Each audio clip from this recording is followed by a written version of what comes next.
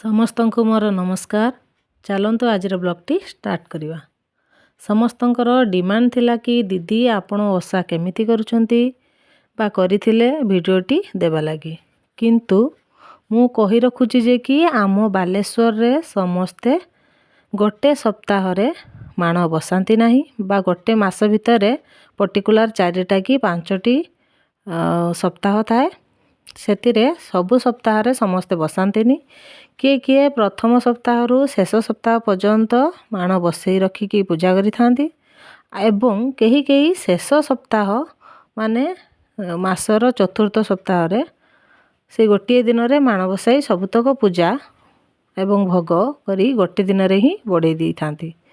କିନ୍ତୁ ପ୍ରତ୍ୟେକ ସପ୍ତାହରେ ସକାଳେ 3ଟା କିମ୍ବା 4ଟା ମଧ୍ୟରେ ଉଠି ସକାଳୁ ସବୁତକ କାମ ସାରି ଦୁଆର ମୁହଁରେ ଫୁଲ ପୁସୁଙ୍ଗା ଦିଆଯାଏ, ଭଗବାନଙ୍କୁ ପୂଜା କରାଯାଏ ଏବଂ ଝୁଣା ଘର ସାରା ବୁଲାଯାଏ ଏବଂ ପ୍ରତ୍ୟେକ ଗୁରୁବାର ଅରୁଆ ଏବଂ ବିନା ପିଆଜ ରସୁଣରେ ଖାଦ୍ୟ ଖାଆନ୍ତି। କିଏ କିଏ ବି ମାସ ସାରା ପିଆଜ ରସୁଣ ତ୍ୟାଗ କରିଦେଇଥାନ୍ତି।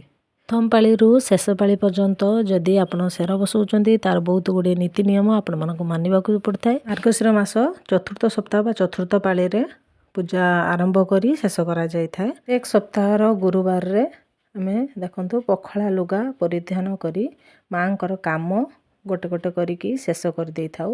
କାହିଁକି ନା ପ୍ରଥମେ ଆମକୁ ଧାନ ରୁଞ୍ଚିବାକୁ ପଡ଼ିଥାଏ। ସେଥିରେ ମାଆଙ୍କର ମୁକୁଟ, ସେଥିରେ କାନ ମୁକୁଟଟି ତିଆରି କରିବାକୁ ପଡ଼ିଥାଏ। ଦେଖନ୍ତୁ ମୁଁ କାନ ଆଉ ରୁଞ୍ଚିବା କାମ ମୁଁ କରିଦେଲି, ବୋଉ ଆମର ମୁକୁଟ କରିଦେଇଛନ୍ତି, କେତେ ସୁନ୍ଦର ଦେଖନ୍ତୁ।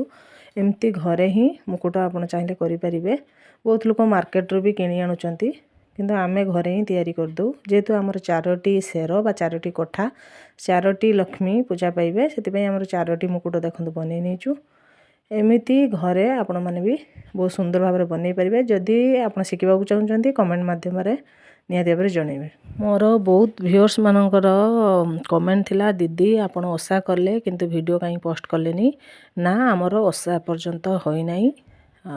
ଏ ମାସର ଲାଷ୍ଟ ସପ୍ତାହ ମାନେ ମଝିର ଗୋଟେ ଗୁରୁବାର ଯିବ, ତା ଆର ଗୁରୁବାର ହିଁ ଆମର ଓଷା ମାନେ ପୂଜା କରିବୁ।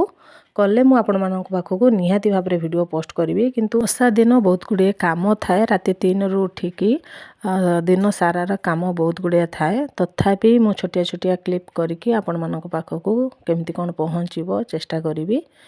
ତାପରେ ଦେଖନ୍ତୁ ଗୁରୁବାର ଦିନ ପ୍ରାୟତଃ ସମସ୍ତଙ୍କର ସମାନ ପୂଜା ନଥାଏ, ଟିକେ 19-20 ଥିବ କେମିତି କ'ଣ ଭୋଗ ଲାଗେ କ'ଣ ନାହିଁ।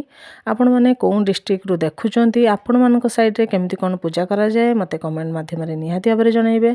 ତା ସହିତ ମୋର ଯଦି ଭିଡ଼ିଓଟି ଭଲ ଲାଗିଥାଏ ନିହାତି ଭାବରେ ଗୋଟେ ଲାଇକ୍ କରିବେ, କମେଣ୍ଟ କରିବେ। ତା ସହିତ ଯେକୌଣସି ଶିକ୍ଷଣୀୟ କଥା ଯଦି ଆପଣମାନେ ଜାଣିଛନ୍ତି ମୋତେ ବି କମେଣ୍ଟ କରିକି ଜଣାଇବେ। ରହିଲି, ପ୍ରଣାମ।